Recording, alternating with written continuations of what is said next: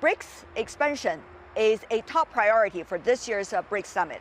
South African President Cyril Ramaphosa announced earlier that 20 countries have already applied to join the BRICS so far. So how will it work? And how will countries come to consensus on the priorities of membership? On that, I have a discussion with scholars coming from the BRICS countries. Take a look. For more on the upcoming BRICS Summit in Johannesburg, David Moye, who is Director and Professor at the University of Johannesburg Center for Africa-China Studies. In New Delhi, Svaran Singh, Professor from the Jawaharlal Nehru University in Beijing, Zhang Yongping, Senior Research Fellow from the Institute of West Asian and African Studies from Chinese Academy of Social Sciences. Gentlemen, welcome to the program, and thank you so much for joining us.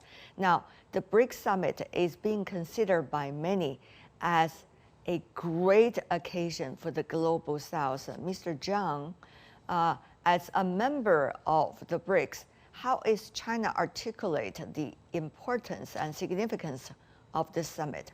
For China, it has its as the biggest developing country, its interest is also expanding to every direction in the world, not only in the developed areas, but also in the developing ones. And so for the other developing countries, the same. So long as if they are one of the members of the developing countries, they share the common interest. And because all of these countries have benefited from the globalization, and since the 1990s and up to now, and nearly for 30 years. So globalization and multiple cooperation is crucially important for these countries' development and economies' development. Professor Singh, how much synergy is there between India and the African continent? China has been the fastest growing economic partner of most of African countries. Likewise, India has also expanded its political, cultural, social, and economic engagement with several African countries.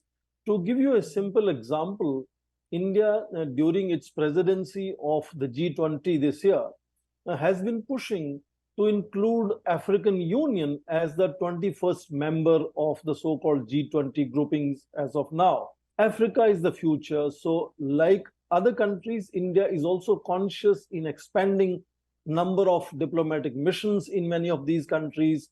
Of course, investments and trade has also expanded. BRICS countries now contribute to 31.5% of global GDP based on purchasing power parity.